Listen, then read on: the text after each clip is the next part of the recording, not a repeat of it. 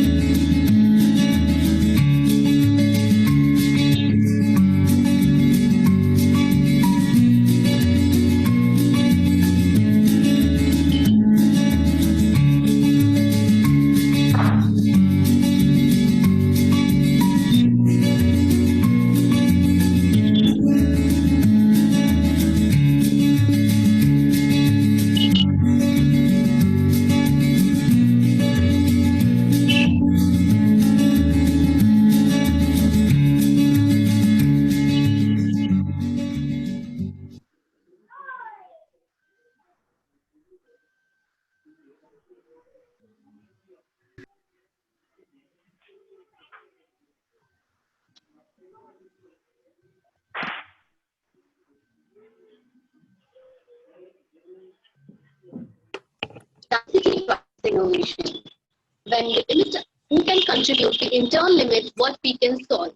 I, Gitika Pandey, the eminent member of Confederation of Global Innovators, welcome all the successful and esteemed panelists and proactive participants present today in this Global Women Empowerment according to CGI. The CGI is the global accelerator that provides a nurturing holistic environment for startups to attain their maximum potential. Confederation of Global Innovators is a platform created for a demographic dividend as on a global perspective. It is a structured network of startups that facilitates founders to network with other entrepreneurs, mentors, investors, job seekers, and professionals. CGI is a global approach to back you up. The CGI is the brainchild of Mr. Nilesh Sinha, who laid the foundation stone of this amazing fraternity in 2018 with an aim to benefit and support innovators globally. He strongly believes that the only way to solve some of today's biggest problem is by bringing innovators on a single platform. CGI is envisioned to achieve this dream. With a short span of 2.5 years of experience, CGI has expanded at an exponential rate by opening many global chapters in countries like India, Japan, Indonesia, Pakistan, Russia, Africa, Estonia, and many others. Some of our promising accomplishments in past include the International Symposium, TEDx events, global hackathons, domain-based conclaves, workshops, funding-based pitching sessions, webinars, e-conclaves, etc. So on today's occasion, we are fortunate to have a wide range of women entrepreneurs, innovators, leaders in this field, in their respective field, and role models as a panel member in Confederation of Global Innovators. Adhering to its vision of innovation for everyone, we CGI proudly present today's Global Women Empowerment E-Conclave. To proceed further, I would like to request Mr. Nilesh Sinha, the chairman of CGI, to give little more introduction on Confederation of Global Innovators and welcome our global panelists. Over to you, Nilesh, sir. On behalf of the Confederation of Global Innovators, I welcome all our global panelists who have joined us from most part of the globe for this very important topic and a domain and a niche which is going to impact worldwide demographic dividend, that is women empowerment, based on which the Confederation of Global Innovators feels immense pleasure to have this Global Women Empowerment E-Conclave. If I talk about my own personal inspirations and aspirations, the person who has been my biggest paragon in my life is none other than my mother. My mother is an Indian housewife, and ever since I started recalling things, one thing which I can remember about her is that she has been one of the ace persons, not just looking after the household and everything, but at the same time doing all her professional duties and commitments. Without speaking about my own mother's professional accomplishments, the only thing which I want to quote is that if we look around, what we can observe is that every single woman is an entrepreneur in herself. The way she manages, the way she looks after everything, the way she optimizes resources, nobody else can do that. So hats off to all the women in the world, and hats off to the empowerment they are doing to the entire humanity and mankind. And trust me, it's not about empowering women, it's about how women are empowering the mankind. So with these words, it gives me immense pleasure to welcome our global panelist. And the first panelist which we have is Miss Kim Adele Pallets. She is the host of a show business Blondes TV. She helps in development of leadership, cultural and organizational changes, and she has joined us from England, UK. Our second panelist is Ms. Abir Genet. She is an ambassador of high-level youth summits on SGD. She holds many certificates in various fields of coaching and mentoring. She has joined us from Algeria. Now we have Ms. Laura K. Imadinova. She is an international communication consultant working under her own brand LKI Consulting. She is frequently appearing on local and international conferences and channels where she touches important issues like advocating for bigger women empowerment, involvement in the technological sector, and a lot more. She has joined us from London, UK. Then we have Ms. Sara Perugia. She is an amazing leadership and mentoring coach, as well as a keynote speaker on a lot of such interesting topics. She has impacted many lives of millions. She is also a team facilitator and has been working in facilitating and sensitizing the overall ecosystem in United Kingdom. Then we have Ms. Sarah Caroline Sabin. She is an entrepreneur helping leaders and small businesses to maximize their growth. She is also a well-renowned transformative coach who is helping many in the field of leadership and entrepreneurship. She has joined us from London, UK.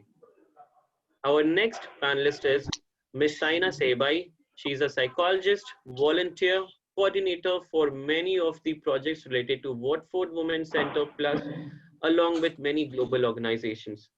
She has also worked as a relationship counselor, and we have got her from Harrow, UK. Then next we have Ms. Raluka Buna. She is an experienced business event strategist, concept creator, media advisor, strategist, publisher of exclusive a premium business publication created to promote businesses projects in many countries. And she has joined us from Beirut, Lebanon. We also have Miss Ilani Zo. She is a serial entrepreneur from Singapore. Miss Maggie Warren, a leadership speaker, coach and facilitator who draws on 25 years of forward learning organizations like NASA, Google, and various other corporate houses. And then we have Miss Laura Hober. She's a certified serum developer, data scientist, contact tracer, and she's also an expert in developing strategies for organizational growth. And we have got her from Florida, USA. And we have Miss Alicia Ploko. She is an experienced and certified business mentor, helping small businesses and service-oriented professionals build their own brand company with the right digital marketing strategies. And again, we have got her from USA. So this is an amazing panel which we have got for today's Global Women Empowerment E-Conclave. And we hope that we all can do a lot of brainstorming today, and the future of women empowerment is going to be in the right hands. Over to you, Madam Geetika. Thank you, sir, for adding and giving such a pleasant welcome to our global panelists. Women with a vision empowers an empire of women to do more, see more, and be more. Now, I would like to welcome Ms. Ida from Cameroon, who is the passionate woman entrepreneur, to moderate the first round of panel discussion. Over to you, Ms. Ida.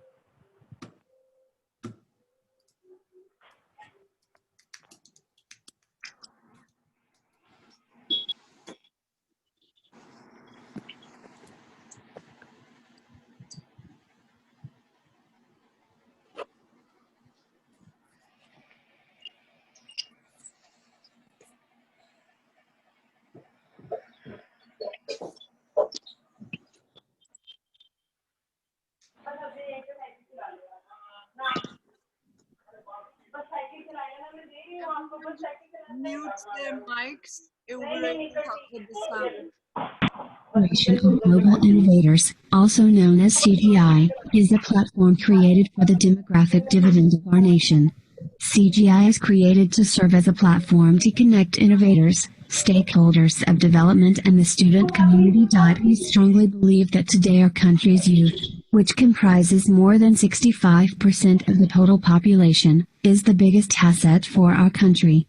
From the point of inception, the CGI, as a community, has worked tirelessly in the field of bridging the gap between the stakeholders of development, like students, professional aspirants, etc., and the opportunities like the corporate houses, the Confederation of Global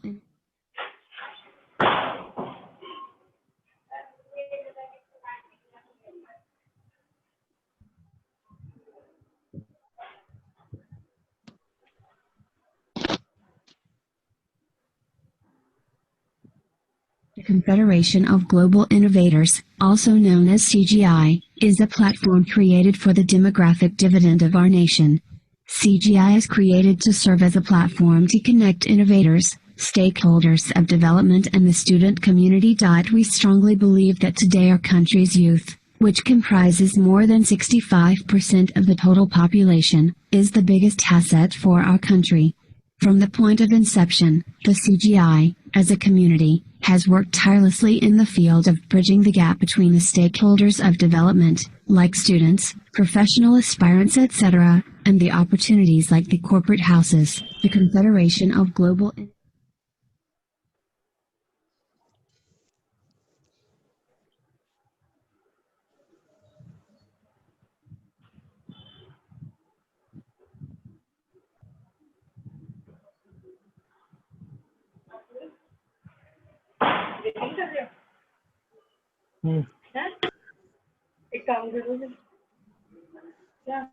meeting चल रही है, साथ साथ एक attend कर रहा हूँ। बोल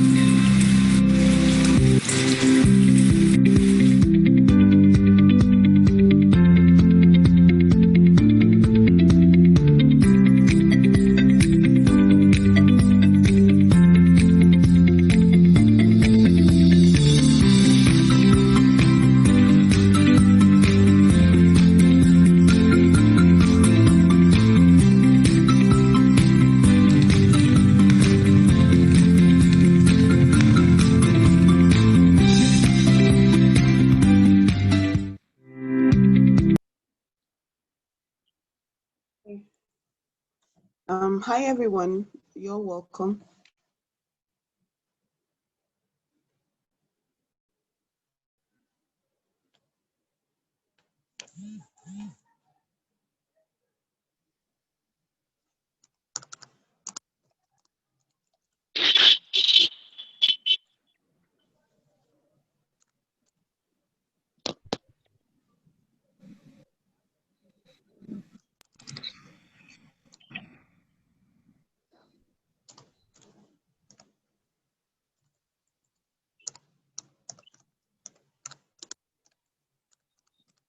Hello, Ida.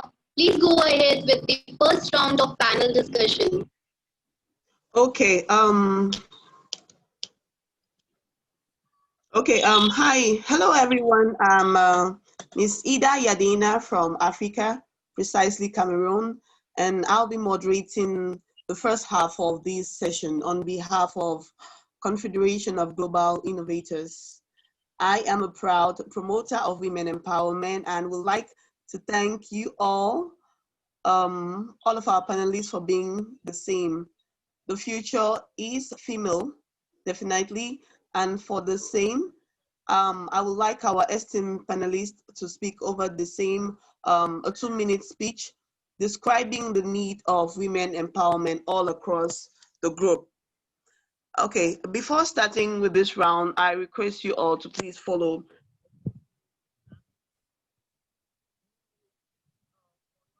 2 minutes and 30 seconds. And the host of the session, if you may please share the stopwatch.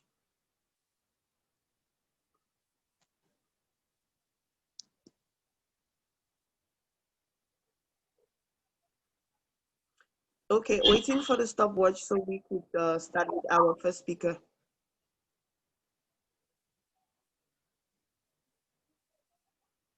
Okay, thanks a lot for this one. So we will like to start with our panelists' points of view. We move straight to our first speaker, Ms. Sanya Sebal. Can you please introduce yourself to our viewers and share your views on the need of women empowerment all across the globe? Hi everyone, this is Sanya and I'm really happy to be here and talking about how we can enable women, because I feel the word empowerment can be used wrongly. So it is something that I've been doing for the last 15 years as a volunteer, enabling women in a women's center, and that has really helped them to come through a crisis, get their feedback on, and be able to help their children and themselves and not be dependent. And I think that's what my work has been, enabling women and helping them to find what gifts do they have, because lots of them have been silenced, have been coerced to believe that they are good for nothing. They have low self-esteem when they come to us. So it's very important for them to understand this is a place that they need to be safe and happy. They deserve it. It's their right as a human being, as a woman. So my work is about that. And women, when they're broken and they're down, they are still caregivers. They're still providing care to elderly, to children, to neighbors, everyone around them. They put on a smile and they carry on. And we need to support them. We need to show them that they can be enabled. They don't need to be dependent. They don't need to be broken. They can heal, they can grow, and they can help others in a right way, with good self-care, with nurturing, growth, and healing. So I'm really glad that you all are here and enjoying this wonderful conference. Thank you. Okay, thank you so much, Ms. Sanya Sebal. Thank you for your opinion. Now we move to our next speaker, Ms. Ellen Zhu. Please, ma'am, can you share with us your professional objectives and views on the need of women empowerment?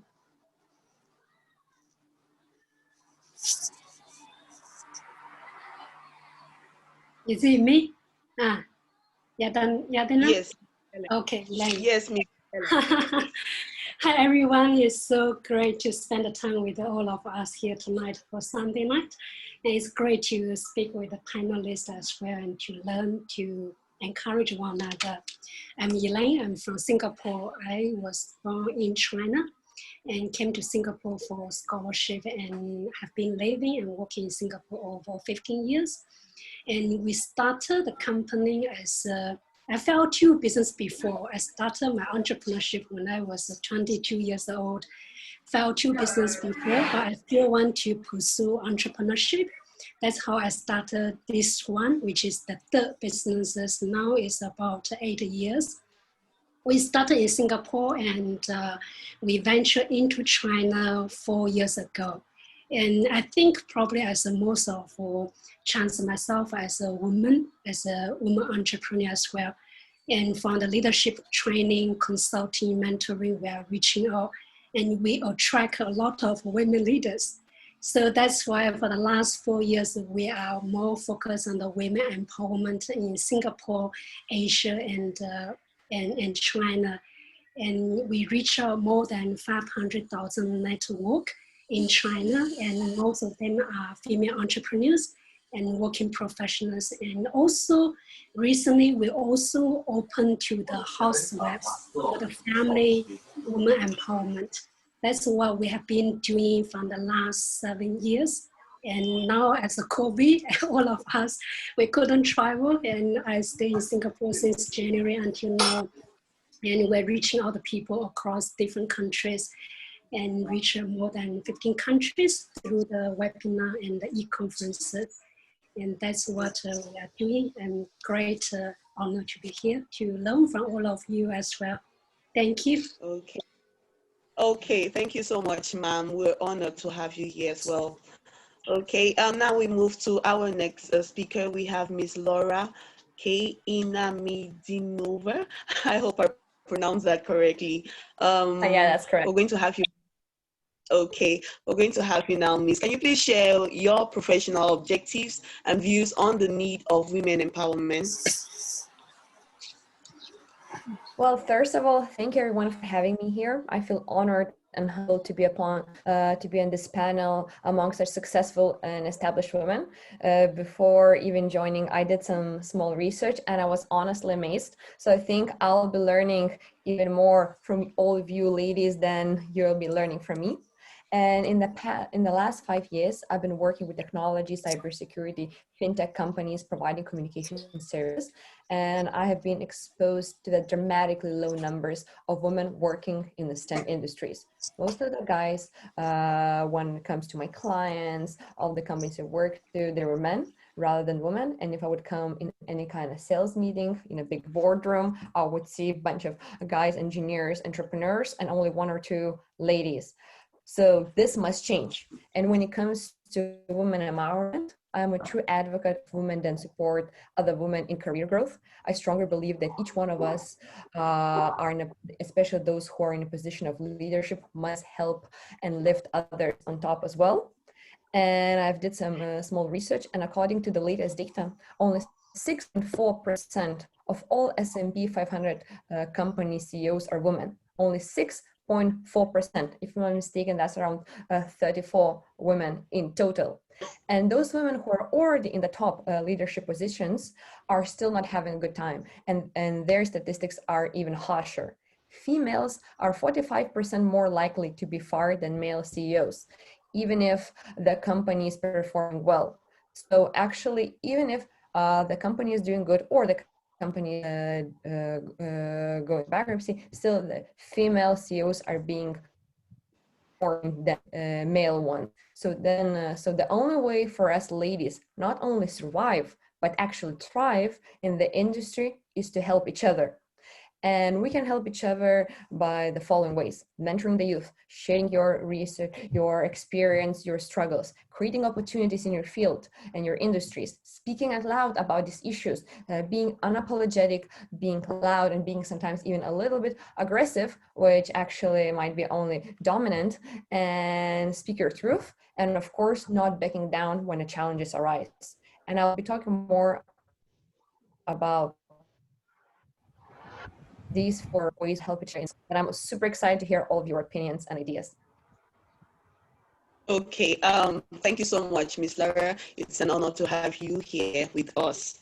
Okay, so we are a group of women trying to make sure women are recognized, trying to make sure women are better. And now we'll move to our next speaker, Mrs. Sarah Perugia. Yeah, Ms. Sarah Perugia.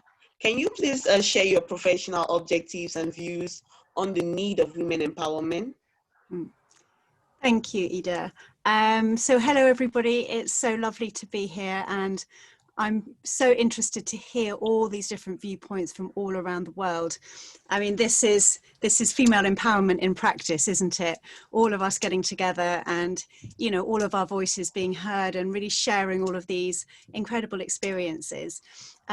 So I have been a women in leadership executive leadership coach for about 20 years now. So as you can imagine, I've seen a lot of changes in that 20 years in female leadership, in the way that women in leadership roles are perceived, in how much diversity there is in the organizations that I work with. I'm lucky enough to be invited to work with organizations all over the world. And I'm seeing great progress in many, many organizations. I also think that there's an incredible amount of work still to be done. There's lots of women that I work with, I coach, I mentor, I help and support, who are still not being heard, not being listened to, who have incredible talent, but not able to fulfill their potential because perhaps the culture of their organization isn't as inclusive as it could be. Laura, I'm interested to hear what you said about women in tech. I also do a lot of work in tech organizations. And I think that there's incredible progress up to a point. And what I see is that there's women getting more and more senior, having amazing careers, and then it stops.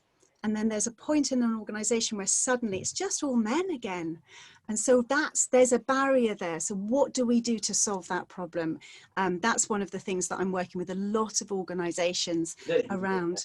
And looking at what's in it for the people who are already in that place, the men perhaps who are there, getting them to be advocates for that diversity, because life is better for everyone when we have inclusion and when we have diversity. That team will be more innovative, that organization will be more successful.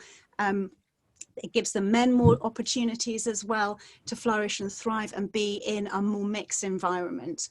So this is my absolute, complete and utter passion.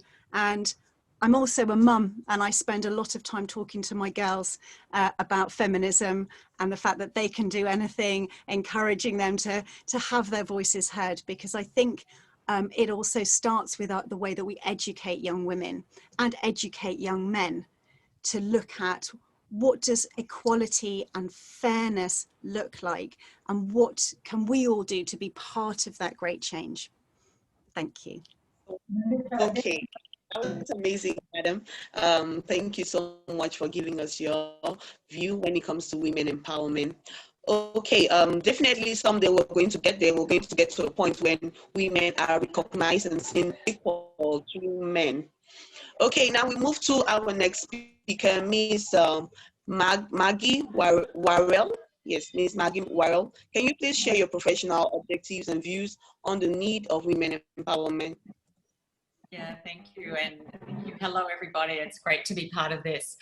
Yeah, look, I, like the rest of you, I believe that we need more women seated at senior decision-making tables. And there's so much research that shows that when you have more women involved in the decision-making, better decisions are made. And that's not just as measured in commercial outcomes, but even in peace treaties, in peace agreements, and community in terms of equality and social justice. So in every realm, we need to have more women, not just being empowered, but also rising up to being part of the decision-making processes. And there's still so many barriers, systemic barriers, that are in the way, despite all the progress that's been made over the last 50, 100 years, and there has been a lot of progress made.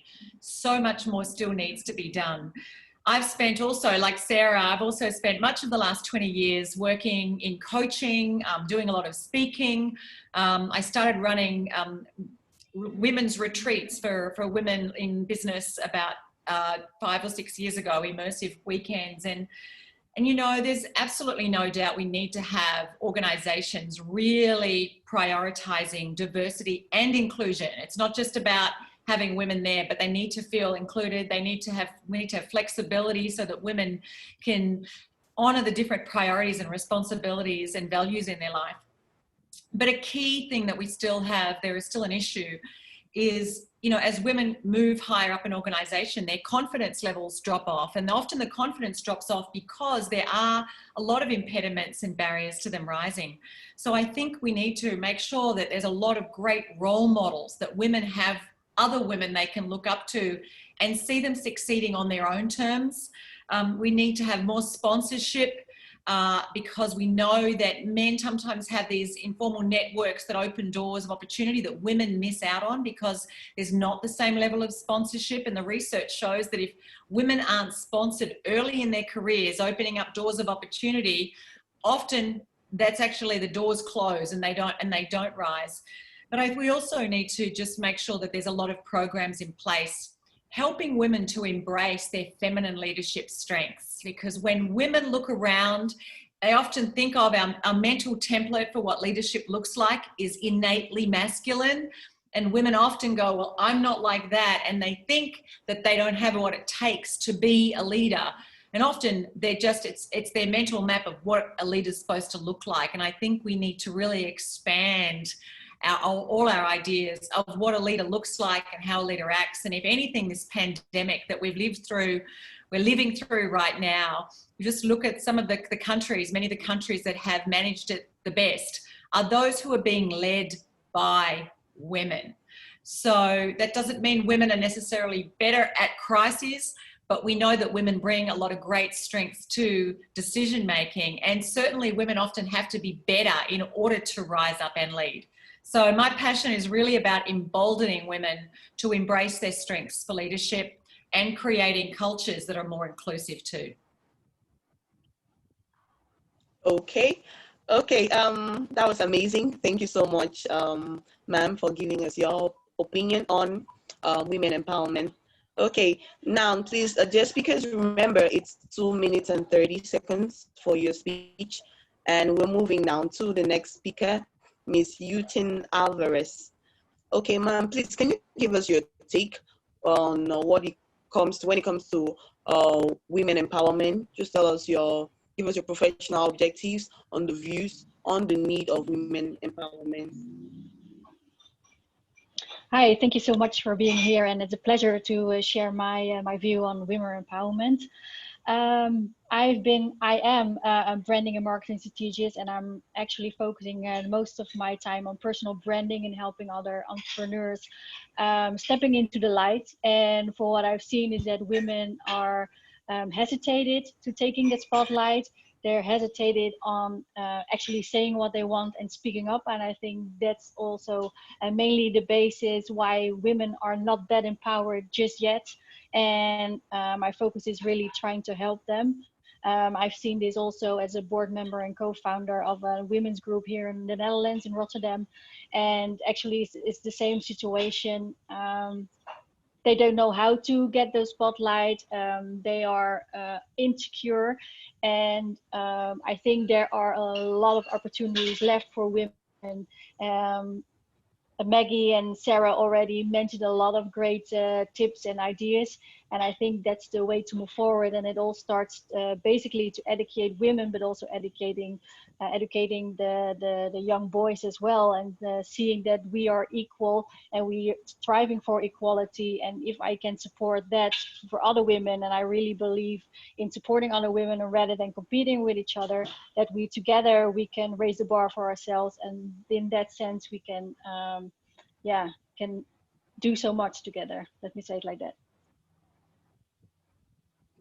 Okay, that was amazing. Thank you so much, madam. We hope that someday we can grow our ladies to be stronger women, independent women who know their value. Okay, we move to the next speaker, Ms. Kim Adele Tatis. Can you please share your professional objectives and views on the need of women empowerment? Of course, thank you. And it's an absolute delight and honour to be part of such an amazing discussion and some fascinating tips that have already come through. So for me personally, I guess my drive is I'm a single mum to a 3-year-old girl, and I really want to be able to help her realise that there's nothing in the world you can't do. I've personally managed to make it from leaving school at 15 as a hairdresser up to CEO in a FTSE 250. And I understand the challenges that there are in being able to step into your leadership style. But we know that neuroscientifically, women are hardwired to be more emotionally intelligent. And as we move into the next decade, the ability to be able to really connect with people and emotionally engage is going to be huge. So I now run my own business doing leadership coaching, supporting both men and women. So for men, it's about connecting to your emotional intelligence and really being able to lead from the heart. And for women, it's about gaining that confidence. It's stepping into that piece and being unafraid to show up, because the world needs us to not play small. It needs us to be able to really put ourselves out there, because together we are always stronger. And for me, that's my passion. That's my reason for being, I guess. Okay, thank you so much, ma'am. Indeed, together we're stronger. Women are strong. Like, it's only when you find yourself in a situation, then you know that you are really strong. Okay, thank you so much, ma'am, for your opinion. We move to the next speaker, Miss Sarah Caroline Sabine. Yes, Miss Sarah Caroline Sabine, can you please share with us your professional objectives and views on the need of women empowerment? So, hi everyone, thank you for having me here today. And just actually first to build on something that Kim said about emotional intelligence. Emotional intelligence is actually the quality that really creates star performers, all things being equal.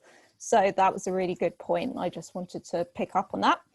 In terms of my background, so I come from a traditional corporate background, very male dominated, so accounting and high net worth individuals. And then I founded 2 startups, one of which was a tech startup. So that trend of being in a very male dominated environment sort of continued for me. And when I started doing transformational leadership and business coaching, I really knew that I wanted to create a new paradigm of leadership. So a style of leadership that was more evolved, more emotionally intelligent, and perhaps picked up more on the traits that women show in leadership, but to not make those gender specific, make those traits that are just associated with great leadership.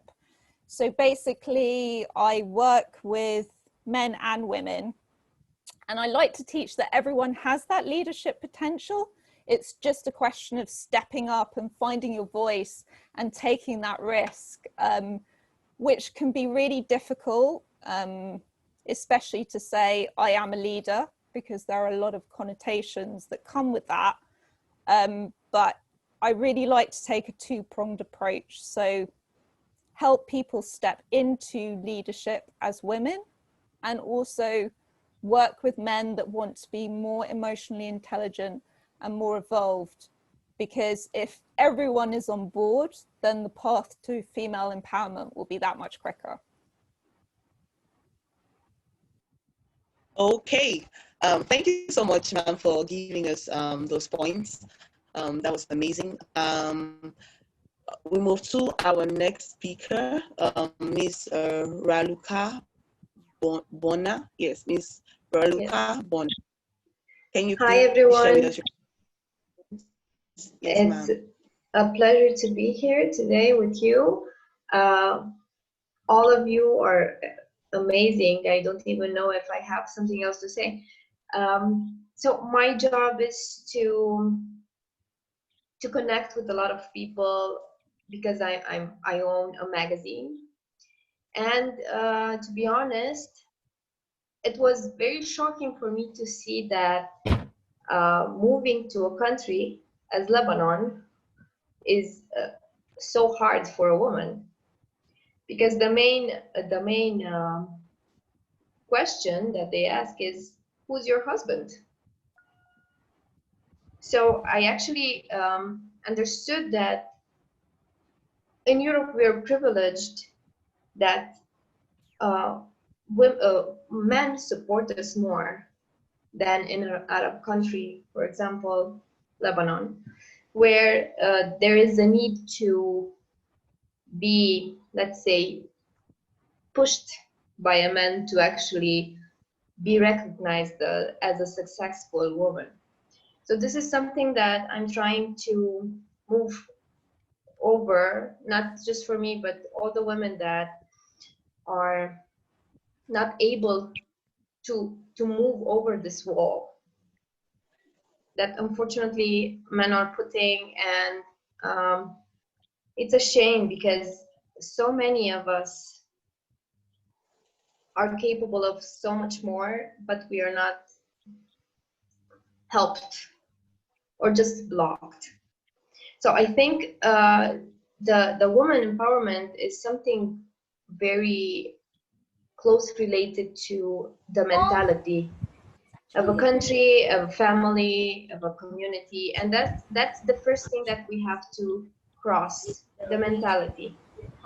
And I think we can only do it by education, from when the children are small, women, boys, girls, everyone. I think it's more of a systemic change than anything else. For my English proficiency test.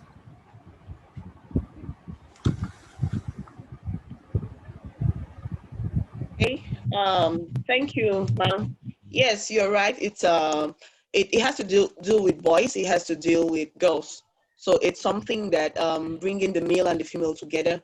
We now help women who are usually marginalized, who are usually pressed down, and we could find a way to permit us women to blossom more.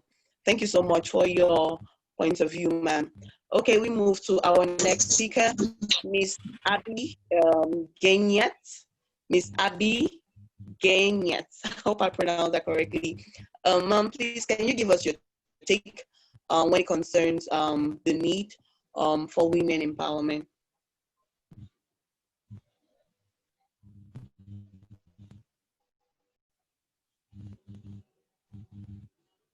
Hello?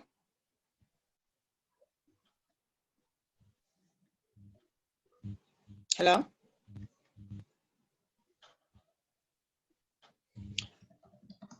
Okay, please, can we have Miss Abby Gainyat? Miss Abby Gainyat?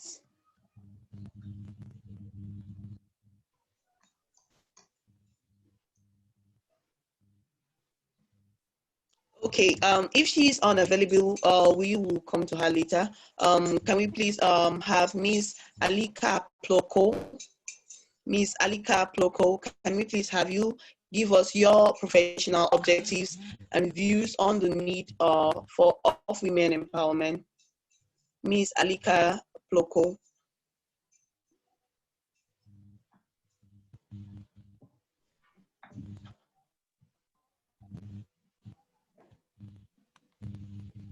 Can we please have Miss Alika Ploko?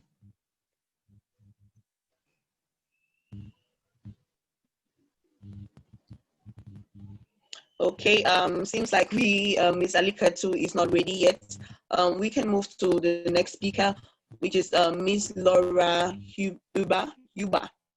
Yes, Miss Laura Yuba. Can we please have Miss Laura Yuba give us her professional objectives and views on the need of women empowerment?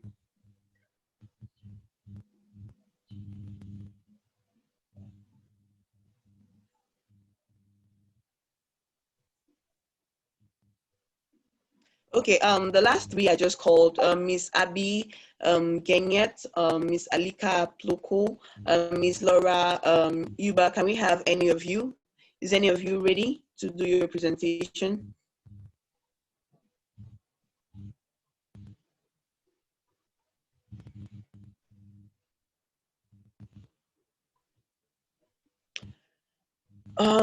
Okay, it looks like our three last speakers are unavailable right now. You know, we could give them a few more minutes or seconds to give us their opinions on the need for women empowerment. I think it's important to hear the opinions of all of us panelists, so we are able to judge and see how to come together and build a generation where we have empowered women starting from a very tender age, and they could grow up with a mentality where they're recognized and not marginalized, not suppressed. So if we have any of our speakers, Miss Abby Genyat, Miss Alika Ploko, Miss Laura Yuba, can we have any of you?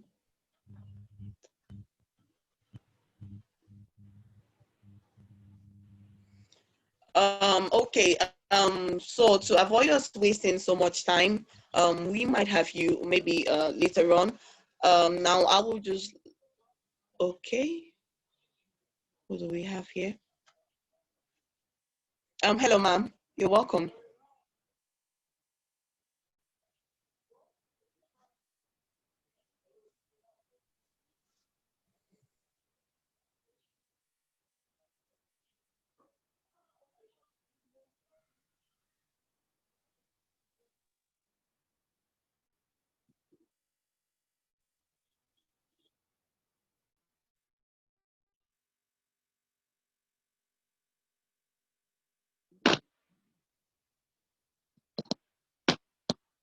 Doctor Satnam का हो गया? Either we have Satnam as a panelist, we want some views from her also. So Satnam, could you please tell something like what women entrepreneurs or women empowerment is for you? Yeah, definitely. Thank Okay, you. Dr. Can you hear me? Satnam. Are you able to hear me? Am I audible? Yes, you are audible. All right. Yes, Okay, yes, thank Satnam. you. Thank you. It's wonderful to be there amongst, oh my goodness, one after the other. I'm just so taken in by, one after the other. I'm like, wow, wow, wow. It's a wow factor. Women, women, women. Incredible. Okay, what I'm all about is collaborations. Okay, what I say is I'm just a mere string that ties all the jewels, the beautiful jewels in the world, put them into like a beautiful necklace and then bring them out. So what we do is we collaborate. We have about 800 organizations in the world that we're working with, right? We have a lot of hierarchies that are working with this. We've got some commercial and some humanitarian projects. So not only we working with the women empowerment, we're working with the environment, we're working with job opportunities. So there is a lot happening, and I'm so honored to be here today that I would like to invite each one of us to please, please come on, send me a detail, and I would love to work with yourselves. I'm giving it an open invitation. There is a lot we can do together. I always say this, alone we are a drop, together we are an ocean, you know what I mean? So we let the drop lose itself to the ocean to be the ocean itself. That's all I work on. And it's all about my father. With me, it's all about my father, Mr. Prakash Lal Devchakar. So he's given us this, and we're taking it forward. And I would love to, individually understand all the panelists, all the work that's happening, and see in which field we can collaborate with them, and whatever support we can provide them, and we will always be behind them. So for me, because this is not just for one country, we have about 45 countries at the moment that are working with us, and we're trying to expand more and more and more. So like I said, it's not about us, it's just we. The other thing I always put is, when the me is upside down, it's we. So when we lose the me, we become we, and it's all about we. So we do it together. So that is why I would love to invite each one of us from me to we, and then do it together. There is a lot we can do, And we don't want to die down just like the bubbles. We want to put this strength together. We want to magnify the impact, because it's not for us, it's for every individual in the world. That's what we're all about, and that's what I guess everyone is about. So let's just put it all together and let's just do it. Thank you. Thank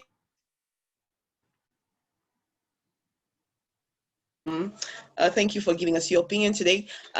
We still have 3 speakers who haven't given us their presentations, their opinions. Miss Abby Ganyet, Miss Alika Ploko, and Miss Laura Uber. If any of you is present, please indicate and you share your opinion, your professional opinion on the views of the need for women empowerment.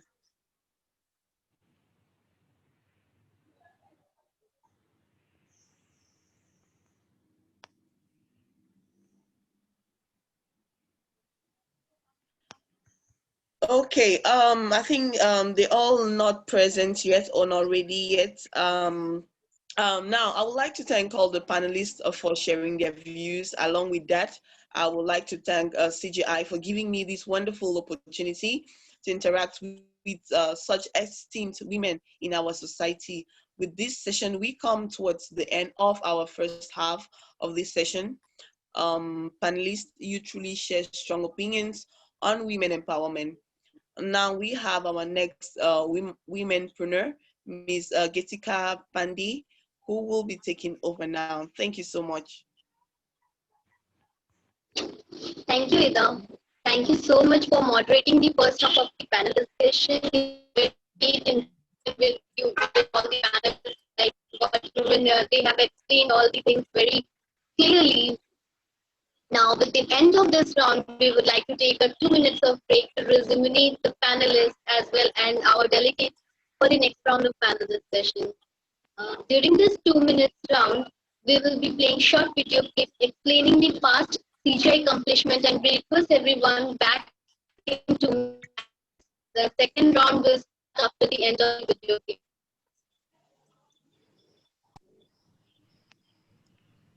The Confederation of Global Innovators, also known as CGI.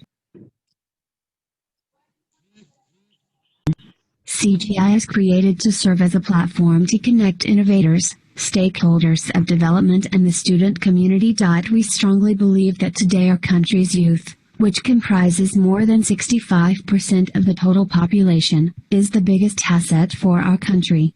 From the point of inception, the CGI, as a community, has worked tirelessly in the field of bridging the gap between the stakeholders of development, like students, professional aspirants, etc., and the opportunities like the corporate houses, the Confederation of Global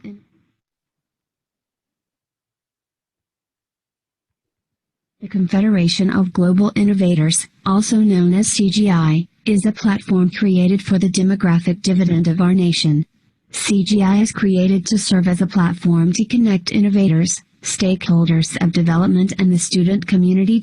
We strongly believe that today our country's youth, which comprises more than 65% of the total population, is the biggest asset for our country.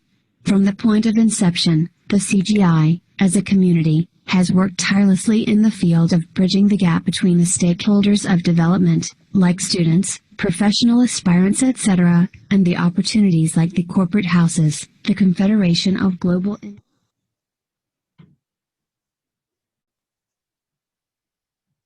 The Confederation of Global Innovators, also known as CGI, is a platform created for the demographic dividend of our nation.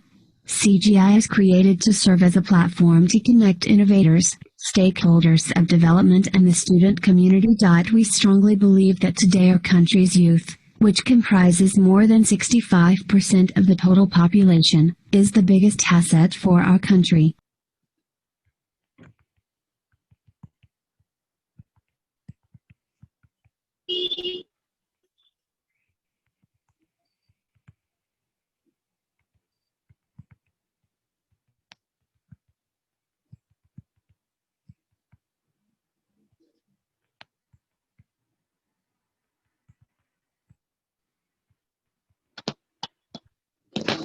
Global Innovators, also known as CGI, is a platform created for the demographic dividend of our nation. CGI is created to serve as a platform to connect innovators, stakeholders of development and the student community. We strongly believe that today our country's youth, which comprises more than 65% of the total population, is the biggest asset for our country. From the point of inception, the CGI, as a community, has worked tirelessly in the field of bridging the gap between the stakeholders of development, like students, professional aspirants, etc., and the opportunities like the corporate houses, the Confederation of Global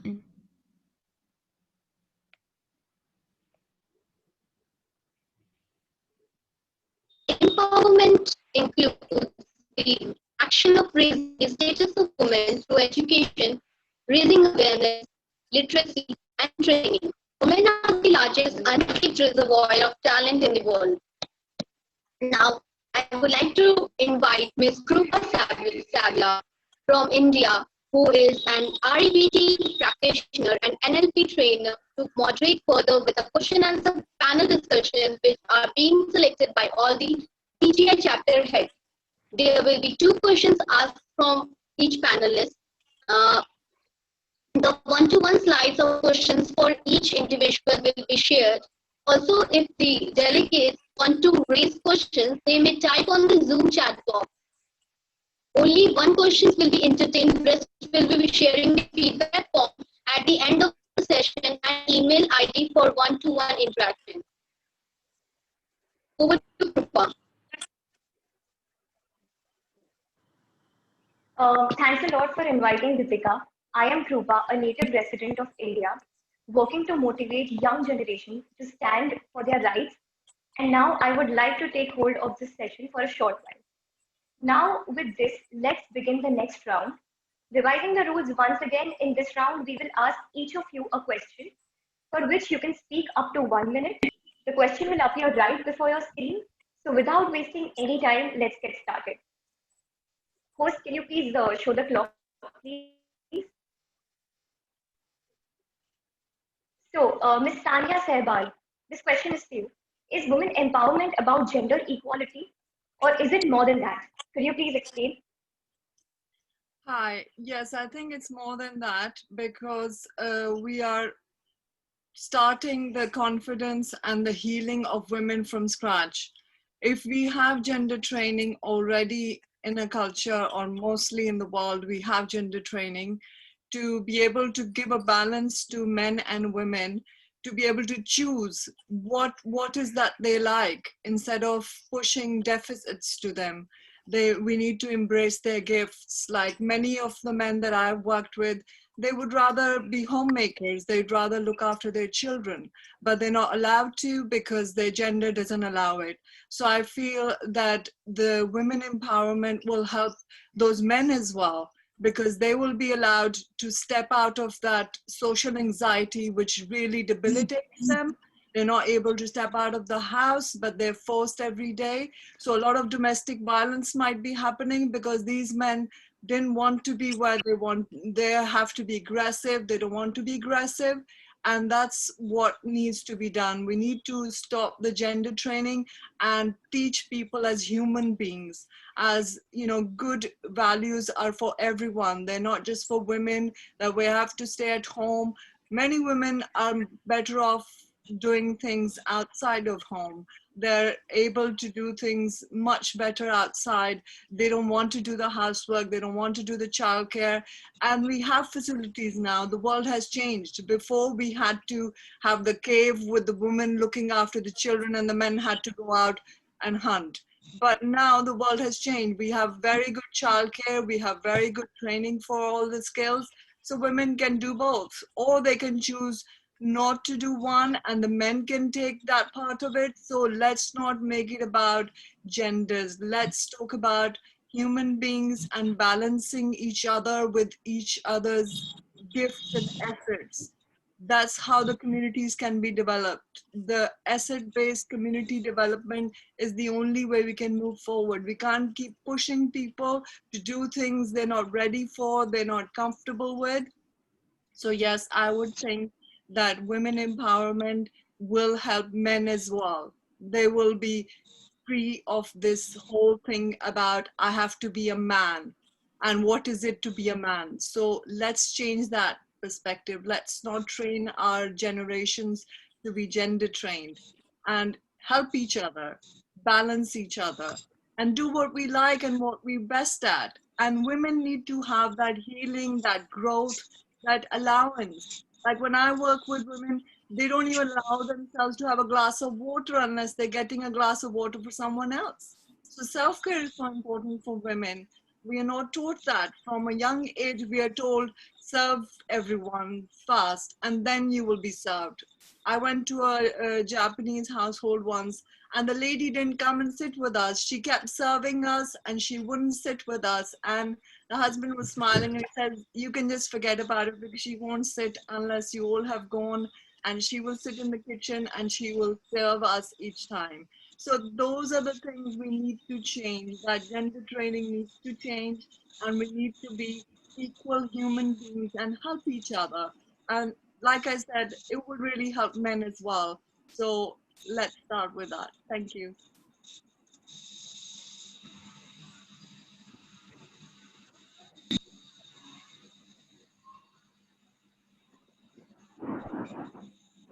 That is absolutely true, absolutely true. Thank you so much for your views. So moving ahead, next we have Ms. Elaine Zoa. Can you share your personal icons of empowered women and what sets them apart? Thank you very much, Krupa. You hear me very well? I test my mic. Can you hear me very well? Yes, okay. yes, absolutely. Yes. Thank you. And I'd like to start to share a story. And with one of the women leaders what we have in the network. And she came to me, she said that she has been looking for a job over 6 months, but she couldn't get a job. And she started a conversation with the language. What she said is, because I am a woman, I couldn't get this job. And when that moment, I look into her eyes, and then I say to her, you couldn't get this job is not because you are a woman, it's because who you are. You are you. You are you. And that is often I like to share 3 key points. What are the common traits for the empowered women who are making a differences in different areas that put into? The number 1 is self-identity. A lot of times, often we like to label ourselves. We like to put a label on ourselves, say, I am a woman, I can do this, I can do that. So the first one is self-identity for empowered and inspired women who has a solid self-identity, who am I, who knows who am I. And that become the inner strive, the inner power, keep forward and motivate what they're doing. And they know who they are. They're not influenced or affected by how other people look at them or think about them. Because more often, like we all are women, we are here tonight, more often we are so conscious about how other people think about me or look at me, how I'm dressed. That's number 1 as a self-identity. Number 2, for inspired women, the common traits, which is the purpose. As when I get this question from the Gitisha, and then I was reviewing all the women leaders I have been reaching out, we have been talking with, working with, and I found the common traits, the inspired women who are making a differences, who are driven by a purpose. And that purpose is they're serving a mission. They're serving a mission which is beyond themselves, bigger than themselves. And that can become the most powerful drive, keep them going. Like all of us, we are facing challenges in different stages of life, different area, work, life, and family. But the inspired women who are driven with a purpose, who will keep going. The last one, number 3, which is the common traits as an inspired women who has. The last one is the mindset, the perspective from success to significance. What does it mean is from success to significance? Success is about ourselves, how we want to accomplish the goals, achieve a certain level, what we want to reach the goals we have for ourselves, for family members, for our loved one. It is about ourselves. But significance is higher than success. It's not about ourselves anymore, but it's about others. What I am existing in this world, what I am living for, what is my purpose and the impact for others, what I can do for others. So these are the 3 top traits which I conclude for the inspired women who possess. As I'm looking through all the women we are working with, and I am so inspired by the people, by the women I'm working with. Even sometimes I got knocked down or get discouraged. When I look at them, these are from the power which is driving with us. So that is 3 common traits. Number 1, self-identity, who know who they are.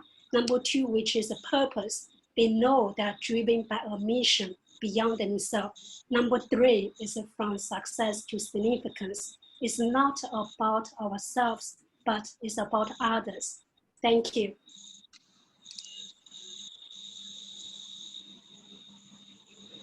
Thank you so much for your inspiring words. I must say they were really impactful. And I'm sure many people are going to follow whatever you said. So let's move towards our third panelist. So Ms. Laura K. Ina Midanova, I hope I've pronounced it correctly. How do you take an idea from theory to practice? Thank you for the great question. And I have mentioned 4 key points in the beginning, how we can spread women empowerment in our communities. So first one is mentoring the youth. We must put a lot of our time, a lot of our effort, everyone as who had the opportunity to get some sort of success in their career, to spread their knowledge, to spread their good things and the bad things to everyone else in our communities, starting from talking with people in school, in universities. You know, entrepreneur life is not glamorous and it's really hot, and you have really bad days where everything goes bad and everything goes wrong. Well, for example, for me, there were cases where all my clients were left me without even noticing anything. And then of course had these issues thinking like, why am I so unsuccessful? What is wrong with me? Am I not performing well? Maybe I'm not meant for this career, and maybe I should just get a good 9-to-5 job and not worrying about paying people salaries and getting new clients. But then as I learned about other really successful men as well, entrepreneurs, learned about their experiences building their careers. I heard how many unsuccessful deals, unsuccessful situations they had, and they would still, you know, brush it all off and then start again. And hearing all of that path they took really helped me in my bad situation, my hard situations, to say, okay, this is something wrong, but I'm still moving forward. And if I had similar mentors when I was still in college, I think I would be even more ahead now, because I could just learn from their mistakes and their winnings as well. Number 2 is creating opportunities in your field and industries. I strongly believe that all of us are responsible to attracting as much women as possible in our industries, and by simply creating internships, creating some sort of opportunities where we encourage women to apply. At least English is a language where there are no genders, but at least in my Lithuanian language, where the country I'm from, we have very specific pronouns for women and for men, and even some of the job offerings are written specifically for men, even if everyone can apply. So even by knowing these small details, which can actually lead for some women not applying, we need to think very hard how we can invite them and show that we're welcoming in our organizations. 3, speaking loud about these issues. I recently read, I think, All of Our Ladies' Bible, Lean In by Sherry Sandberg, the Facebook CEO. Amazing book. And I think you all remember her story in the beginning of the book when she was pregnant and she didn't have the parking lot, so she had to walk. And then she went to the CEO's office and said, hey guys, we need a parking lot for all the pregnant ladies because it's very hard to walk across the whole the parking lot. And the guy's like, yes, sure, I didn't even think about it. There's a lot of cases where even men are very willing to help us, but we feel pressured not to say, or we feel strange. We're gonna talk about sometimes uncomfortable issues.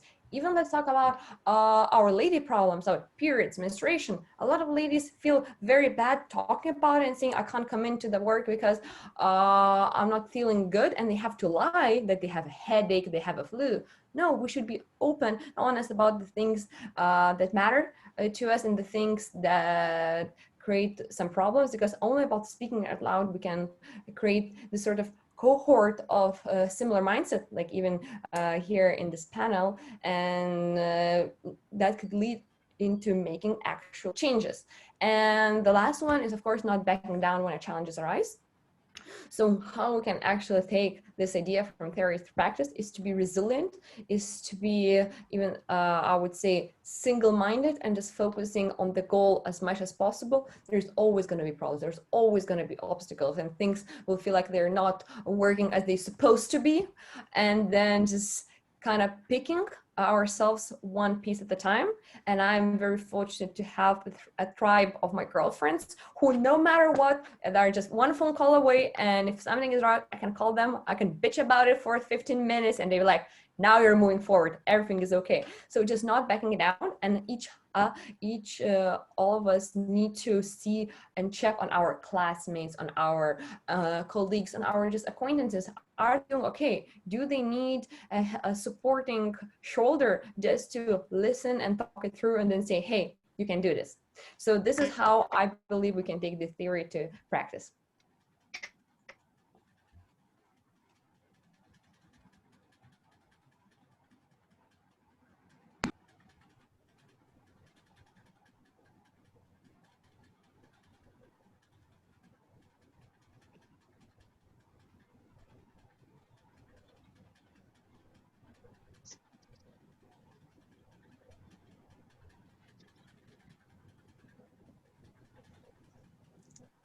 I can't hear anything.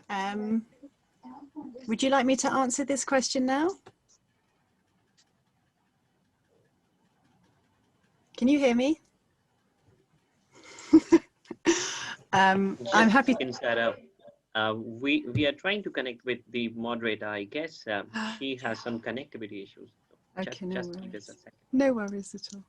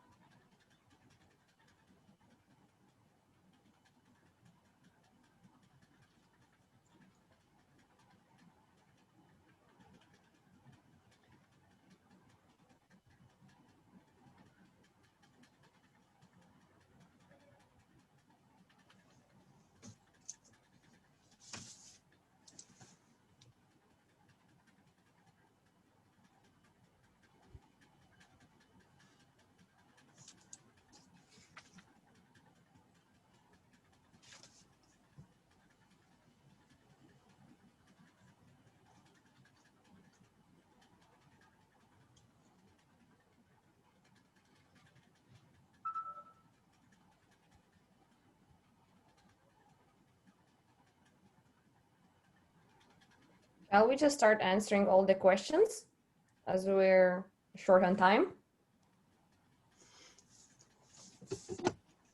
So the good thing is that we have got our moderator back, and she's gonna initiate the session very soon. Thanks, Nilesh. Sure. This is good for me, Laura. I've got to be really brief now because I've got to go in a few minutes. Stops me waffling. And as women, we can get through anything. Exactly. We like a challenge.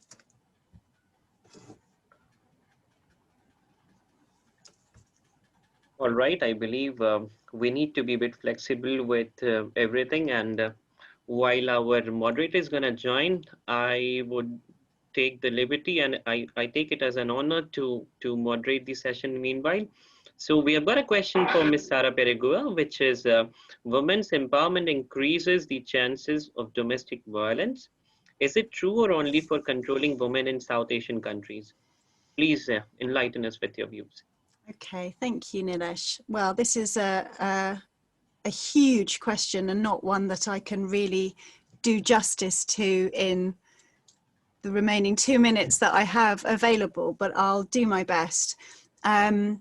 So my belief is that when we have societies that are run on the principles of equality and fairness, then of course we wouldn't have problems around this kind of area, because the work that I've done around domestic violence is about power and control. So if we are educating boys and young men, girls and young women to live their lives equally and fairly and honestly, and that they both have an equal place in society, my hope is that we wouldn't have so much of this issue. I do understand that this is something that's, you know, really prevalent, especially when social norms are changing. And, you know, I've really heard a lot of stories coming out of South Asia around women trying to change the way things are, and there being a response to this. And this is obviously really, challenging and difficult and worrying and dangerous for those women. And so I think in the short term, what we need to do is we need to make sure that we're putting things in place within the whole of society. So we need police that believe, understand and support women when things like this are reported. We need governments that are providing funding so that women who need to leave their homes, need help or support, are finding it. You know, from what we've heard already, I think Sanya is also really well placed to, I'm sure, share her views with us on this as well. This is clearly something she's working with closely, but I think it's really about thinking what are the short-term solutions in terms of practical help and support from society, from friends, from neighbors, from witnesses, from police, from government, from charities, to see what can we do in the short term to support women, because the women can't change this by themselves. And then what are we doing in the medium and long term to make sure that the thinking and behavior that's acceptable and normal in society shifts and changes all around the world, because this isn't just an issue in South Asia, this is an issue globally. So we really need to be thinking very clearly about how do we shift and change the norms and what's acceptable, and make sure that women are supported, both in the short term and the long term. Amazing, Sarah. So the good thing is that we have got Kripa, our moderator, back, and now she'll be moderating the session further. I'm just going to say goodbye. Thank you everybody for having me. I've got to go now. Take care, everyone. It was really amazing to have you, yes, Sarah. And Thank we'll you. connect with you again. Thank you. Bye, ma'am. Bye.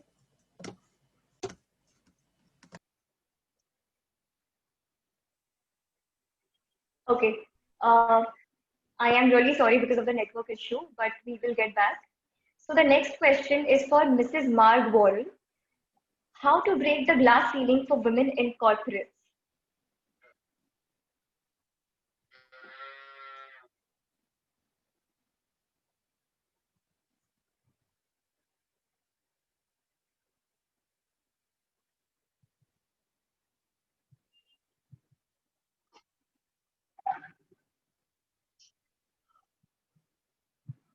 Okay, I think Miss Marg is not here. We will move ahead with the next question. So this question is for Miss Justine Alvarez. So can you see equal pay is listed as the most significant issue in the workplace by more than 60% working women? What steps to be taken for empowering women to have equal pay as their men colleagues? Are your personal icons of empowered women, and what sets them apart?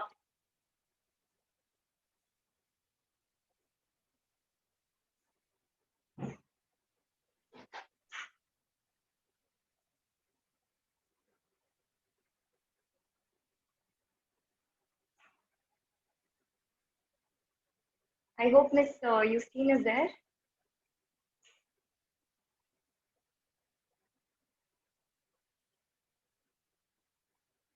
Okay, I think she's not sure. Can we have the next question?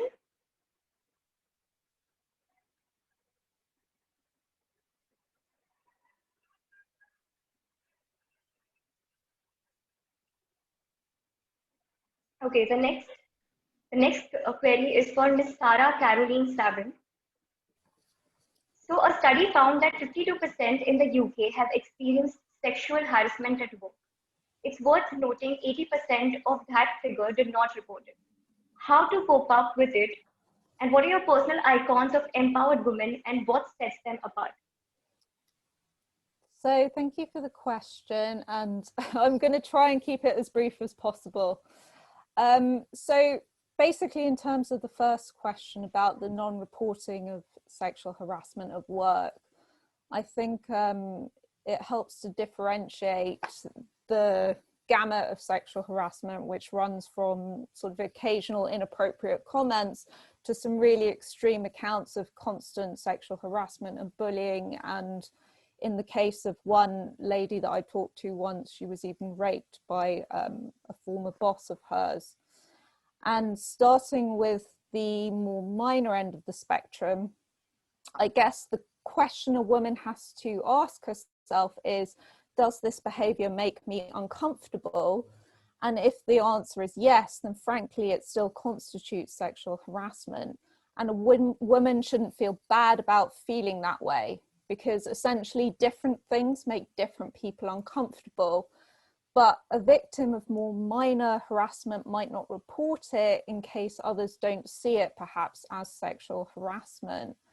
And in the really major cases, for example, the lady I mentioned and others who basically are systemically bullied at work, basically, if they choose to report it, often what happens is they're vilified, they're not taken seriously, and it can actually lead to really extreme mental health problems.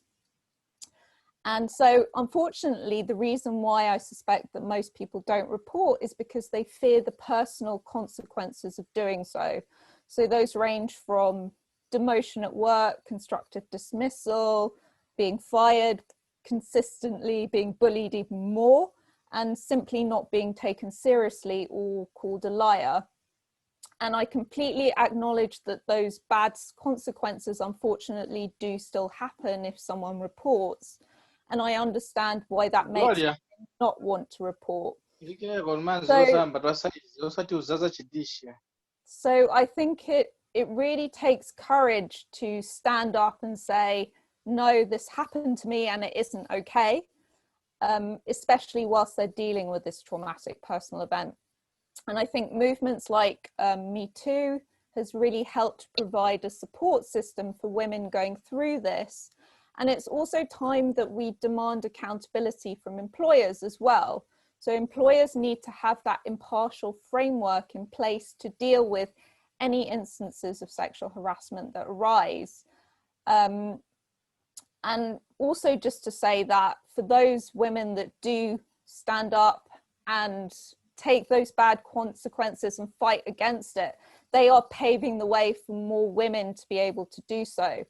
And so I just want to acknowledge them because they're really doing their part in feeding into a safer work environment for all women at work. And in terms of personal icons, I guess just to cover off two very quickly. Number one, Jacinda Ardern, the first leader of a country to lead based on the core values of compassion and empathy, and to prove that it works. So her people love her, they've handled the COVID crisis very well in New Zealand, and she's respected the world over. So she's setting a new paradigm for political leadership. And secondly, Greta Thunberg, because it takes real guts for a girl of that age to have the courage to speak up and find her voice. And we often associate leadership with age and experience.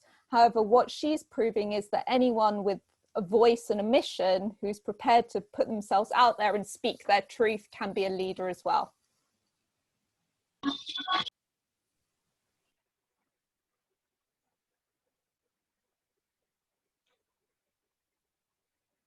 Thank you so much for your kind words. And time for the next question. Can we have the next question on the screen?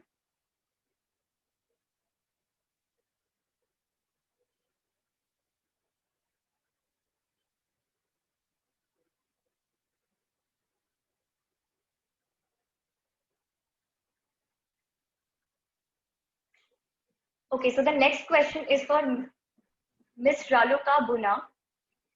How can global companies encourage women empowerment and the road to markets? So over to you, Ms. Raluka, sorry.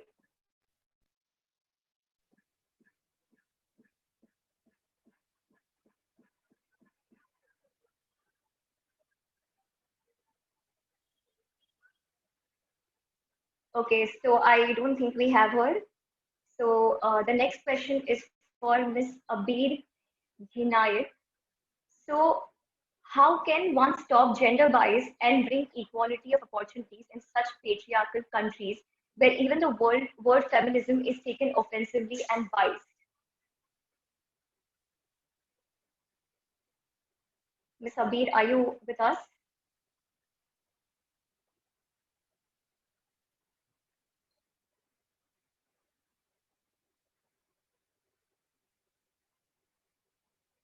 Okay, I don't think we have her with us as well. Sorry We'll to move on. sorry to intrude in the middle, but this question seems to be quite important. So if we have any other panelists who would like to attend this query, please move forward and do so. This is actually a question of utter importance.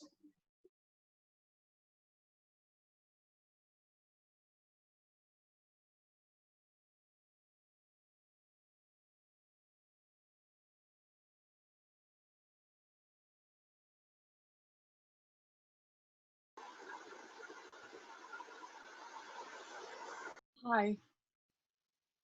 I think we living in different countries may have a different view about the other countries, and living in UK for the last 20 years and working with women for getting their rights, getting them to be safe, to have a fair system has been a big eye-opener for myself, because I felt, oh, this is a fair country, everything is going to go according to the system, everything is in place. But for the last 15 years that I've been working with women, not one woman was given any sort of justice, in the sense that she went to court to talk about domestic violence, she had evidence, she had everything, and still she didn't get one man in for a day to be punished or to suffer for anything he had done. 3 to 4 women die every week in UK because of domestic violence from a partner or an ex-partner. That is huge. And I was really, really wanting to make a change, a difference. But this bias of the patriarchal thing, again, it's a burden on the men as well. They feel if they are challenged, if the woman is going to take leadership, they're going to back them down, they're going to actually kill them, which is a reality, not just in patriarchal countries, but here in UK. So we need to rethink, how are we training our people? How are we training the men? And the people around are not educated about it. If I didn't work for a women's center, even in UK, I was not taught about domestic violence. There was just one poster outside the police station saying that domestic violence is criminal and it's a crime. So if I didn't work for the Women's Center, I wouldn't know there is coercion, there is economic abuse, there is threatening and denying their own abuse. All this stuff is not being taught to us. We are not being taught how to be equal. They're not role models that people can learn from. We have to keep generationally following what we've seen.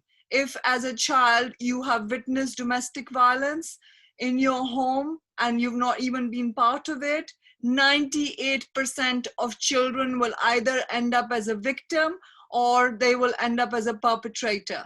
98%. That is huge. So we are definitely doing something wrong. And it's not about just feminism, it's about equal rights, it's about harmony, it's about giving people a voice and a choice that they can choose to be the way they want to be, not just a woman or a man. So all this is going to not help people. That's why people are choosing to be gender liquid. They are saying we don't want a gender because it's pushing us to do things we don't want to do. So we need to open up this dialogue and remove this bias by getting people to not be constricted and jailed into a gender. They can be free human beings. We have to allow them, we have to let them be what they want to be. If men want to wear makeup, if women want to wear trousers, it's okay. But many countries, even today, do not allow women to do things. And yes, we need to change that. We need them to make their choices. We need them to have a voice. Thank you.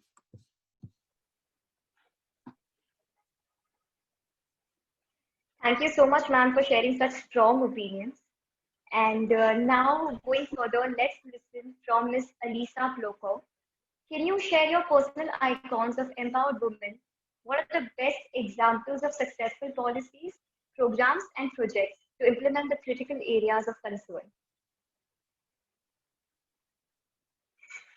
Do we have Ms. Alisa?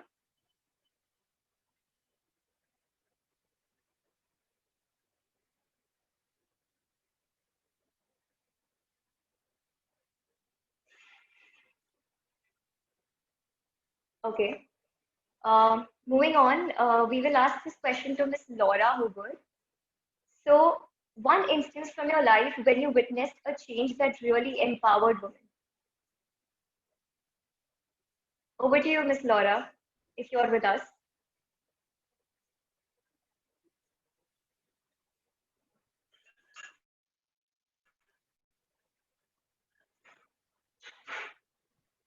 Okay.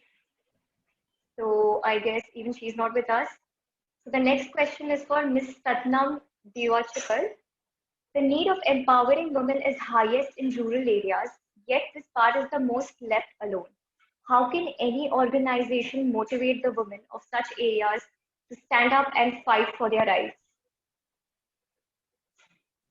Ms. Satnam, are you there with us? Since Madam Satnam has left us, and we have got some other prominent panelists. So whatever other questions we have, I would request our moderator, she could raise those questions with her own liberty to the rest available panelists. All right, okay. So would anybody like to answer this question? The need of empowering women is highest in rural areas, yet this part is the most left alone. How can any organization motivate the women of such areas to stand up and fight for their rights? Would anybody like to take this question?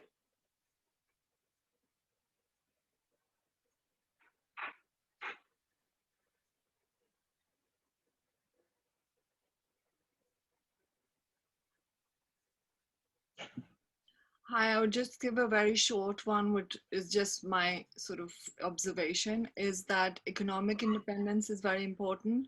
And I think India is doing a great job in rural areas by enabling women, giving them skills and getting them to form small communities, which can help them to be economically enabled and independent.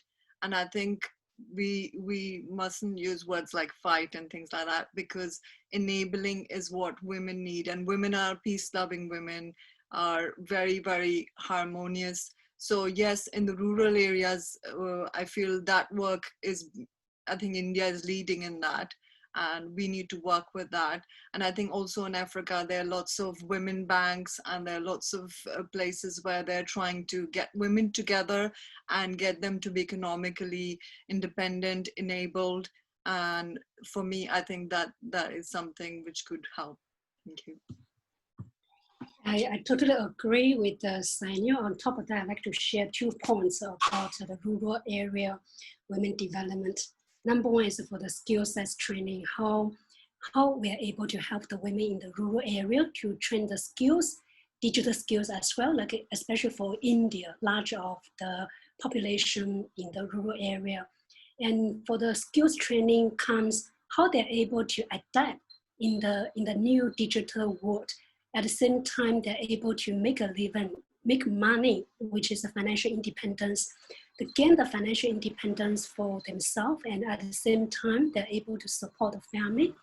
And the second point, which is for e-commerce, like for example, what China are doing very well, extremely well, the famous one they call Taobao Village, which is championed by Alibaba.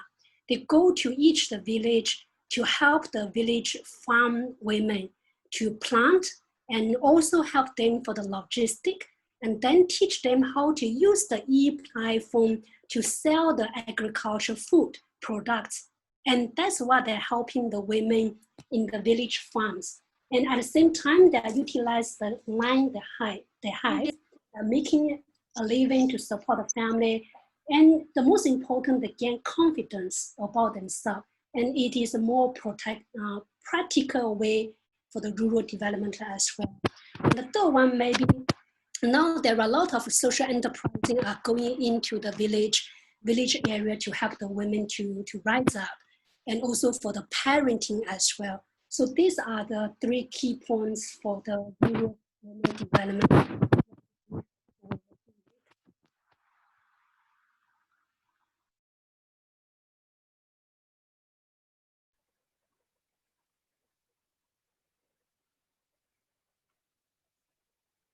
Thank you so much. The next question is again for Ms. Sanya. So one of the top factors that affects a country's growth is the gender gap. The main focus of women empowerment is the same.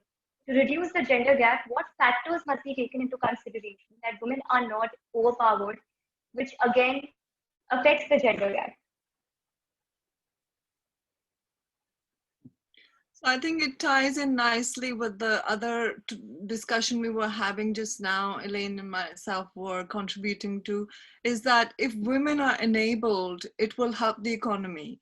They have great skills, and not just they are enabled and able to be economic earners, but also given support, because they are doing a lot of work. They are looking after a lot of people, so they are not being trained to focus on one thing and just go for that. They have to come home and they have to look after the children, they have to look after the elderly.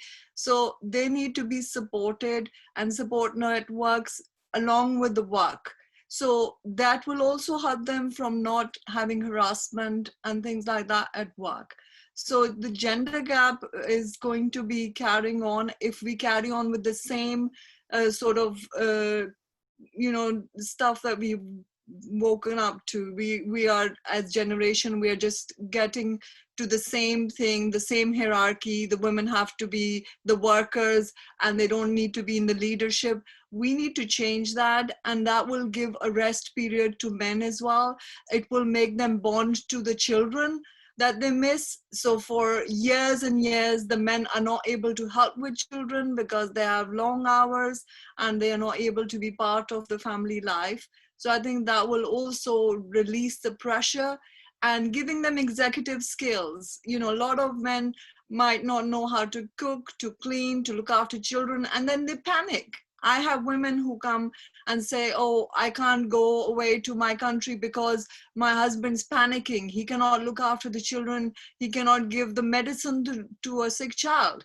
And it's because we have not been able to share the skills. We need to be helping both the genders to have shared skills so they can help each other. They can both be economically partners in giving each other a break, as well as partnering and giving each other some economic help. So the gender gap will not disappear unless we actually make an effort to share these skills. And also one thing that is missing is neurodiversity. We're not talking about neurodiversity. Many people who are on the spectrum might not be able to do these things. And if we are challenging that, then there is other problems going on. Lot of violence that happens is situational couple violence. So when a woman is insistent to get something done because she knows someone is not going to help her, she is insisting, and the man is avoiding that because he feels he can't do it, that's when there is an escalation and there's a lot of domestic violence. 60% of domestic violence is situational couple violence because the couples don't have any community, any family support, and they are just struggling with childcare, with work, with everything else around them. So I think we need to work with communities, with families again. If we want to finish this gender gap, if we want countries to thrive, we need to go back. And I think COVID-19 has shown us that the family support, the community community support is most important, more important than anything that money can help us with, material things can help us with. So I think we need to go back to the holistic way of families, of communities, and helping each other, and not dividing people by genders, by teaching them about neurodiversity, about diversity, about inclusion. This will help us globally, and it's great that we're having these dialogues and we can share with our experience. Thank you.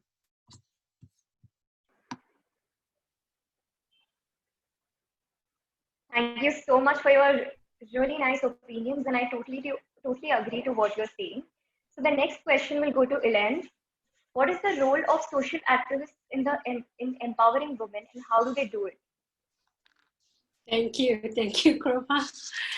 And wow, the first one I like to share, which is right on what Sanya mentioned about it is the right understanding about women empowerment. What is the true and the right understanding about women empowerment? Like we are in Singapore, working in Asia, say Southeast Asia, different countries, Japan, South Korea, and China. And especially most often when I was in China, never asked about, as a China, we all know is a very male-dominated country as well. And I always oftentimes ask the question is, are you going to make women are stronger than men in China, and the men will get more frustrated? And I always elaborate and make it clear in our private session and the public session. Women empowerment is not about making women are better or stronger than men or supersede than men. It's not. That's why we all are talking about the right understanding, especially for the women members, the women leaders we are talking with. As some of the young girls, young leaders say, I got to be assertive, say either I got to be as a man or in the leadership team. And these are the wrong conception or the myth. But ultimately it's about really the balancing and the harmony, both men and the women come together. That's why I always encourage, even from our conferences, like for the last almost 7 years, we have been organizing hundreds of conferences, big and small. And myself, I always go to the men, so whoever I'm working with, I say, please join us, we make sure have a balancing ratio. And I start to see the change. From the very beginning, 100% of women are in the room. Now we start to have at least 30% of men in the room, in the conferences. So the first one is, as a champion, as a social activist, all of us here, we are championing this cause, what we are believing in. The first one is the right understanding. And the second, which is very important, is a cultural understanding. The cultural understanding. See, like when we go to each country have the unique difference of the role of women, the role of men, which is completely different. See, like Japan, South Korea. See, like Singapore. When we talk about gender equality or inclusion and diversity, Singapore is the lowest gap of the country in Southeast Asia. Almost only about 2.3% on the gender gap. It's the lowest gap. But when we go to other countries, even see like India, because these are the inheritance, the tradition, the culture we are bring over generation by generation. So as activists, all of us, how we embrace the mind, when we go to each area, each city, how we're able to, in fact, we are able to open mind ourselves, we are able to adapt what is that particular unique cultural in that city or the country, so that we're able to complement what we are believing in, we're able to champion through. Of course, we're facing the obstacles or objections, but how we're able to get through the barriers. So that is the first one for the right understanding. And the second point I'd like to highlight here, how do we do that? How do we do it as activists who are championing women empowerment? And we are working with all the women from different work lives, from housewives, young leaders, young girls after fresh graduate, entering to the workforce, to senior leaders, female entrepreneurs. And the second point which I emphasize is how we are able to step into others' shoes, to understand and relate the pain and the challenges each of them are uniquely facing. Because what we thought, see, like for example, I have A, B, C, D, E, 1 to 10 list, say this is the common challenges women are facing in terms of women empowerment. But it is not true, because every women are uniquely individual in their own stage of life or their own situation, the circumstances, and how we are able to understand and relate. It's not one size fits all. It's how we're able to understand them individually and uniquely, how they are facing the pain and the challenges they are facing, as how we are championing this movement. And the number 3 I like to highlight, which is role model. I believe most of us will resonate this point, either from the rural development or from the city or countries, how we're able to bring more the role models. And from the role models, see women leaders who are making the way up to the ladder, see they're climbing the ladder to the top. And along the way, how they're able to bring other sisters with them. It's not say, hey, I am made on top. I'm influential women leader, I'm on top. And I do not care about others. That's why we believe the sisterful community is so important. But how we able to foster the value of the community, the sisterful, is really say women who support women, and done by women, impact by women, and women who support the women. So when each of us, we made it on the top, or we serve as a role model to the next generation or other people, how we're able to bring others along in the journey and support them through their journey. And that requires time investment, and even that requires a big heart. That's why back to my very first question, share the purpose. See, if a women leader who made it on the top, but who is now driven by the purpose or the mission about others, who is not going to do that for others, but who is driven by making impact for others, who will be helping other sisters to achieve what they want to achieve. And the last one I want to summarize here, which is as a women, we all believe that we are multitask. We are taking so much role as well as a daughter, friend, sister, mother, and wife, leaders in the workplace, wherever we are. And that comes how we are, end of day, which is start ourselves. When we start the journey of transformation, we start to see the change, the impact in our lives. And we are able to impact our families, our communities. And that's where the transformation start to come from. But the most important is for the women empowerment, the journey, we must embrace men. We must include men in this journey. Women ourselves, no matter how influential we are, how powerful we are on the top, we cannot do this alone, especially in the corporate or the political leaders. Most of the gatekeepers are still male leaders. So how we're able to get a buy-in from the male leaders who are able to come alongside, who rise only and believe, support the women, so that women empowerment can be successful.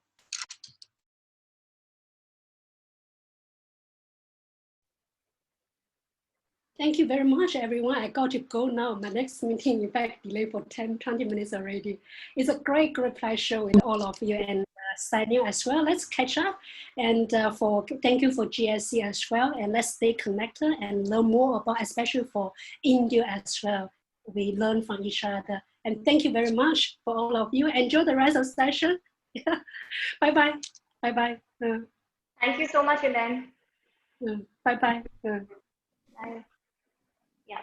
So the next question is to Ms. Laura K. Ina Nidunoa. So, Ms. Laura, how is the women empowerment going to benefit the society? I've been actually waiting for this question, this whole panel to share, because I'm also really late to a meeting, but I'll tell my opinion, then I'll sign off. So I did some research. I always like to come to panels prepared. And according to United Nations, it is estimated that the gender gap costs the economy around 15% of GDP. When more women work, economies grow. When women economic empowerment boosts productivity, increases economic diversion and income equality, in addition to other possible development outcomes, the magic happens. And for example, when I was researching, there was a really great article by Harvard Business Review, which had a very interesting piece of correlation. For every, and please listen to me here carefully, for every 10% increase in women working, we see a 5% increase in wages for both men and women. So basically, if more women come to workplace, the wages increase for all of us. So actually, we are all benefiting, us ladies and also us guys, all of you guys, attracting more women into work environment. But it's not only about the increase in salaries. Having more diversity in the team can also lead in having more variety in ideas and broader thinking when it comes to solving challenging issues. Men have one type of opinion and one type of mindset, and women can bring something different. So collaborating, having a diverse team, not only in genders, but also backgrounds, countries of origin, increases the productivity, increases the problem solving, increases basically everything. And there's another very interesting research conducted also by Harvard Business Review, where they have studied more than 1,000 leading firms across 35 countries and 24 industries. And they have found that gender diversity relates to more productive companies as measured by market value and revenues. So basically, the companies who have more diverse teams, they actually make more money and they have a bigger market share. So to sum things up, having a more inclusive work environment leads to having more profitable countries and more stronger economies. And this is all I have, and I definitely have to run to also another meeting. Thank you, everyone. It was a very interesting panel. Thank you to all of the organizers. I wish everyone a lovely Sunday.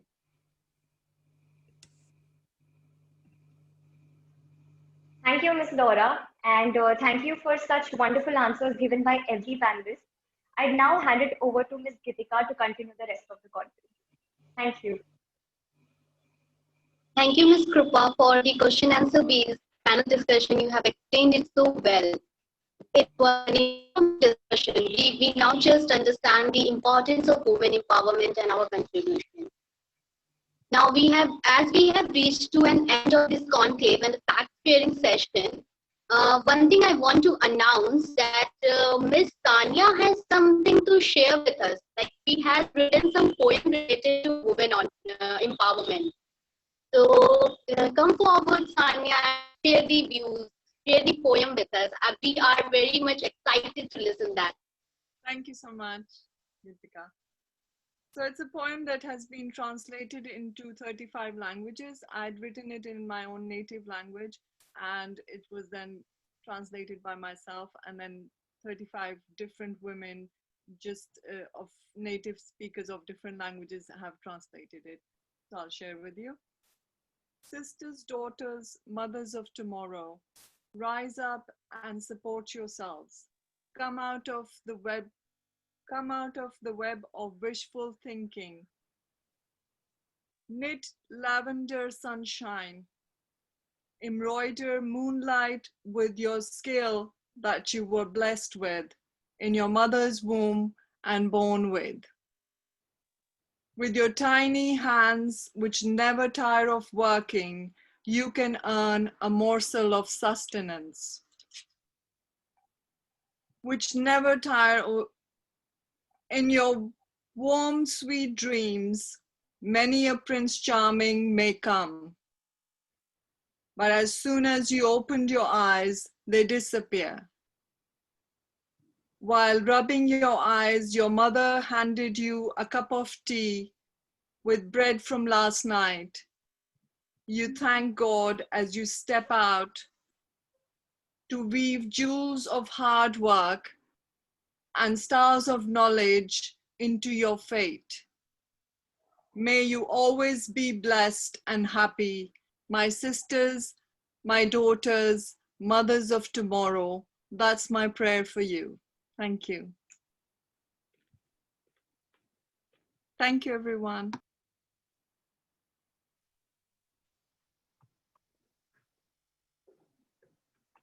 Thank you, Sanya, for taking this initiative. Nilesh sir, would you like to say something about this?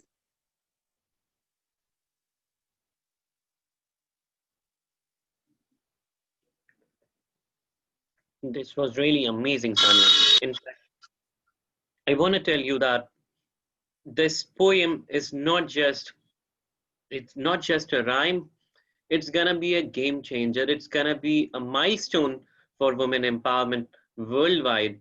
And moving forward, though, we'd be very happy to translate it in many of the Indian regional languages. And this is a CJ promise to you.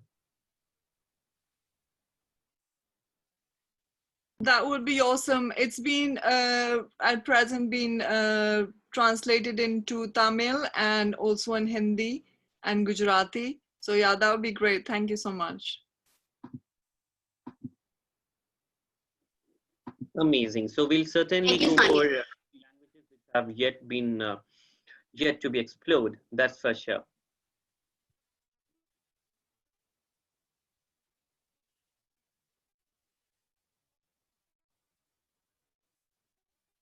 Now, we at CGI keep organizing informative global events like this.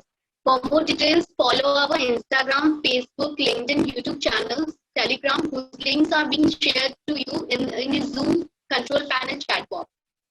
Also, the certificate form that are being given to the delegates are being circulated in the control panel chat box, and the feedback form is also there. Please fill the form. Now, I would like to invite Ms. Maiti, who is one of the prominent members in Confederation of Global Innovators, to give a vote of thanks to our esteemed global panel members and the participants. Thank you. Hello, everyone. As we have reached to the end of this wonderful panel discussion, it's my privilege to have been asked to propose a vote of thanks. On behalf of CGI organization, I would like to thank all my panelists for sharing their views and thoughts on women empowerment. A deep sense of appreciation for Ms. Sania Serbhai, Ms. Elaine Zhu, and Ms. Kim Adelaide Platz for giving their insights on women empowerment. Further, we are grateful for Ms. Laura Inamidinova and Ms. Justine Alvarez for demonstrating their views. I would also like to sincerely thankful for Ms. Sarah Caroline Sabine and Ms. Satnam Diochakar. I'm sorry if I'm pronouncing their names wrong. Ms. Sarah Perdi, Ms. Maggie Varul, and Ms. Raluka Buna for giving an excellent coverage on this topic. I think there's so many takeaways to be learned from this panel discussion. So many things that have been enlightened about women entrepreneurship, women empowerment, sorry. So we are inspired by these words and I think that we should also imply in our real lives so that women around us get empowered. I would also like to thank all the moderators during the sessions and special thanks to our audience who took out the time out of their busy schedule to attend the session and make it more exciting and interactive. Thank you.